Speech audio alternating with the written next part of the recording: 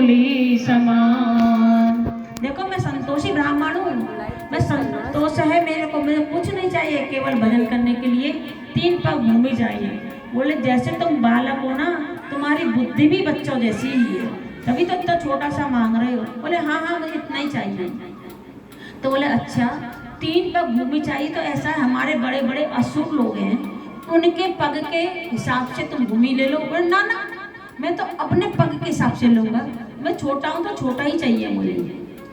अब शुक्राचार्य जी हैं, वो समझ गए कि ये कोई बालक वालक नहीं है, ये तो सबका बाप है। तो वो कहने लगे, ये कोई बलि महाराज से कहने लगे, बलि महाराज ये कोई ब्राह्मण नहीं है, कोई बालक नहीं है, ये विष्णु है और तुम्हें छलने के लिए आया है। तो बोले कोई बात नहीं, आज मेरा इतना बड़ा सौभाग्य कि मेरे द्वार पर विष्णु आए, इससे बड़ा सौभाग्य क्या होगा मेरे लिए कि भगवान स्वयं भिक्षा मांग के मेरे द्वार पे आए। अभी शुक्राचार्य जी को भी अभी कहने लगे, देखो ये मां सर्वस्व लूट लेगा, लेकिन शुक्राचार्य जी की बात को उन्होंने नहीं माना। बोले आज मैं यज्ञ में बैठा हुआ हूँ, मुझे जो कुछ जो मेरे से मांगे मैं देने को तैयार हूँ। तो शुक्राचार्य जी ने क्या किया, तो कमंडलू में से जो जल निकाले संकल्प लेने के लिए, वो कमंडलू के उसमें छेद में घुस गए। अब घुस गए तो पानी बाहर नहीं निकल रहा है, क्योंकि वामन देव जी ने कह दिया कि संकल्प कर लो, तुम पीछे मुकर गए तो इसलिए संकल्प कर लो। बोले हाँ हाँ मैं संकल्प करता हूँ। अब संकल्प करने के लिए पानी तो उसमें स्टार्टिंग में से निकल ही नहीं रहा। तो लगता है, वामन देव जी कह रहे हैं, लगता है इसमें कुछ अटक गया है। अटका कौन था? तो शुक्राचार्य जी अटके हुए उसमें। बोले ऐसा करो, एक सीख लो, इसको साफ कर दो। जैसे ही उसमें सीख लगाई तो उनकी आंख लगी हुई थी, वो आंख वो सीख शुक्राचार्य जी की आंख में जाके लग गई और वहां से खून की धारा बहने लग गई और शुक्राचार्य जी वहां से निकल के भागने लगे। बलि महाराज ने संकल्प किया कि मैं तुमको 3 पग भूमि दूंगा। बोले मैं अपने पग के हिसाब से लूंगा। हाँ हाँ आप अपने पग के हिसाब से। भगवान ने रूप बनाना शुरू कर दिया। 3 पग भूमि में, 1 पग में उन्होंने ऊपर के सारे लोगों, भू भुआ स्वा म जन तप सत्य, ऊपर के 7 लोगों को नाप लिया।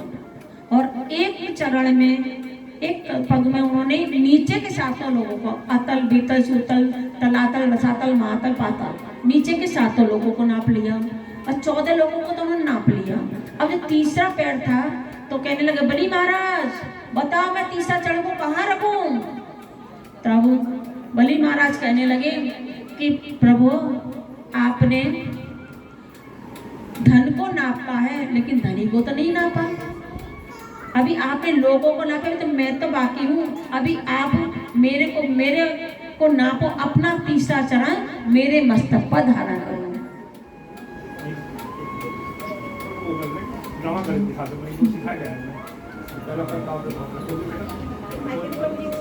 माइक लो।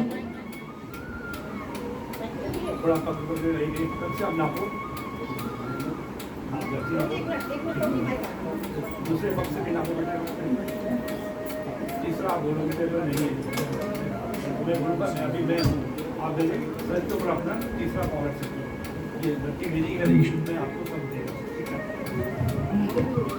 हरे कृष्ण। बोल बलि महाराज की जय। तीसरा पग बलि महाराज ने अपने मस्तक पर दबाया और यानी कि अपना सर्वस्व भगवान के चरणों में सौंप दिया। भक्ति के 9 अंग में एक आता है आत्मनिवेदन। आत्मनिवेदन में कौन आते हैं? बलि महाराज ही आते हैं, जिन्होंने अपना सब कुछ भगवान वामन देव जी को समर्पित कर दिया। बोल वामन देव भगवान की जय, बोल बलि महाराज की जय। बलि महाराज को फिर भी नागपाश में बांध दिया। तो प्रहलाद ने आकर कहा, प्रभु आपको तो इसने सर्वस्व अर्पण कर दिया, आप इसको मुक्त करें। बलि महाराज कहने लगे कि देखो प्रभु, मैं आपको देखकर बहुत प्रसन्न हूँ, आप मुझसे प्रसन्न है, लेकिन मैं आपको जाने नहीं देना चाहता, आप मेरे पास ही रहें। तो बोले नहीं, मैं कैसे तुम्हारे पास रह सकता हूँ? बोले नहीं महाराज।